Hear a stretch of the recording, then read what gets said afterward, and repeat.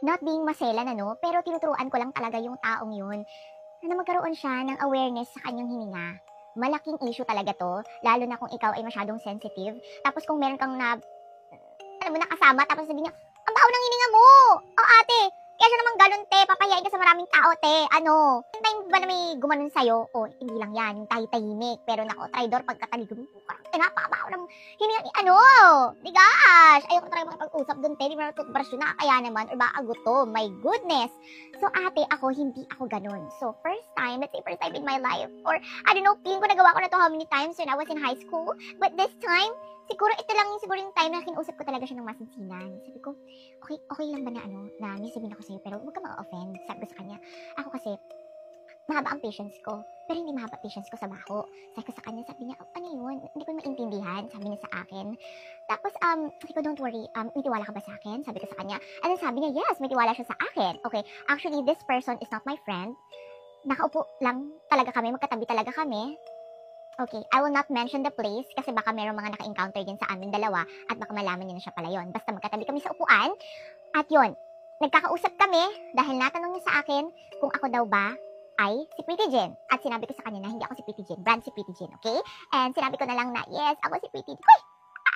Sinabi ko, hindi ako mismo si Pretty Jen, but sa akin si Pretty Jen, and that is my brand.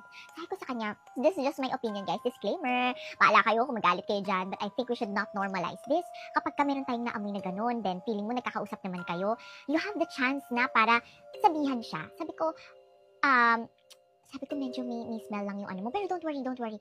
Wala makakaalam, sa atin lang tong dalawa. Actually, nalimutan ko na yung pangalan niya, nagpakilala siya sa akin. Sabi ko, meron akong dalang product for you, saktong-sakto. It's the Strange Killa Mouth Spray. I always bring this talaga sa bag ko. Lahat ng bag ko, ate. Lahat ng bag ko talaga. Even itong bag ko na to, ayan, may laman yan nito. Tinasabi ko sa'yo, meron tong dalawang flavor. This one is the Strange Killa Bubble Mint flavor. It's the Bazooka Bubble Gum. If you're familiar with that, yung mga batang 80s dyan na lumalaklak ng bubble gum, ito yung lasa niya. It's an edible spray. Alternative siya sa candy para talagang ating matanggal yung mga baho sa hininga natin. No, kapag ganun-ganun ta. Sabi ko, spray ka. Naku, daling mo yan everyday. Sabi ko, no worries ha, huwag ka ma-offend. Sabi niya, ay, ate, gusto ko nga yung ganyan eh. Sinasabihan ako ng ganyan kasi may nakwento niya sa akin na hindi daw to first time na may nag-approach sa kanya. May nag-approach sa kanya kasi sa kanya, ininsulto siya. So, gusto niya daw sa ginawa ko is nabuhayan siya na maging mas aware. So, sabi ko, sinabihan ka na pala, bakit hindi ka nag-take action agad? Sabi ko, alam mo, last mo na yan ha, mag-spray-spray ka na ng ganyan everyday, lalo na kapag may kakausapin ka. Sabi ko, super talaga, gumaganon talaga sa air, you know? Parang siyang airborne. My goodness, my gosh. Pero no worries guys, kapag ako ang kasama ninyo, ganito na ako magsalita, nagko-content ako kasi I want to share this one para sa mga